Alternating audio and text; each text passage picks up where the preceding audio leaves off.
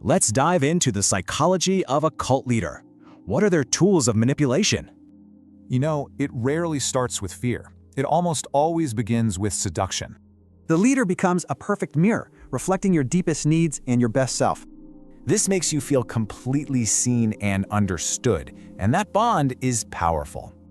Essentially, they guide you to build your own prison, and then you hand over the key.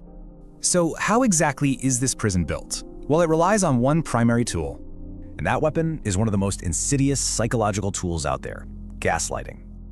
Gaslighting isn't just lying. Lying says you're wrong. Gaslighting says you're crazy. It's literally a campaign designed to make you question your own perception of reality. So what kind of psychological engine drives someone to do this to another person? It's almost always a mind built on a foundation of malignant narcissism. This isn't just arrogance, it's a total belief in their own superiority, with zero empathy. So to the narcissist, people aren't human. They're just sources of narcissistic supply. This puts it perfectly. Followers aren't people to help, they're just batteries to be drained. So let's see how narcissism and gaslighting actually work together to build that prison. Because the leader believes in their own superior reality, any question becomes a threat. So when you ask something, they don't hear curiosity, they just hear a defect. And what's their go-to tool for fixing that defect? You guessed it, gaslighting. This creates a toxic loop. Your doubt becomes proof you're sick, and they have the only cure. Ultimately, they convince you that this prison they've built is your only salvation. And this right here, it's the blueprint for absolute control, the key to taking over someone's life. It's a strategy designed to build a fortress of trust, only to burn it all down later. This weapon has a name: love bombing. And believe me, it is devastatingly effective.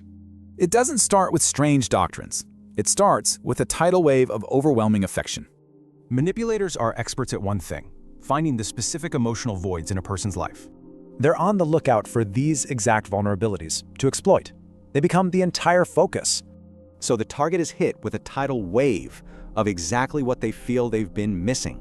So while the victim feels like they found paradise, the manipulator is just executing a cold strategy. So what is actually happening inside the brain during all this? Let's take a look. This isn't just about feelings. This is a neurological experience. It's brain chemistry. This process methodically rewires the brain's reward system. It's a chain reaction designed to create addiction. You know that incredible high at the start of a new romance? It's exactly like that, intoxicating. The brain starts to associate the leader with that ecstatic feeling. They become the source of pleasure. So what's the end game here? Well, this manufactured happiness serves a very specific twofold purpose. Yeah, it's not just about feeling good. There are two primary objectives to all of this. First, to make the victim completely dependent on the group for their own self-worth. And that creates a really powerful lever of control. Their approval is everything. And second, maybe even more critically, is to become the unquestionable source of truth. See, it builds this one core belief: this person would never lie to me. And that's the anchor. That single belief becomes their new true north, the fixed emotional point on their mental compass. With that anchor in place, the leader can now begin to slowly dismantle their perception of the world. Which shows you why it's such an insidious first step. It's just the foundation for what's next. The result? A total loss of personal direction. They're lost, and they don't even want to be found. This isn't some sudden attack. It's more like death by 1,000 tiny cuts. The whole point? To make you doubt your own sanity, your own perception of reality. So, Phase 1 kicks off by denying shared experiences, creating this constant, low-grade confusion. You'll hear things like, "I never said that," flat out denying a conversation ever happened. Or maybe you must be misremembering. See how the blame just shifted to your memory? Then it escalates to a total shutdown. That event never took place. A direct attack.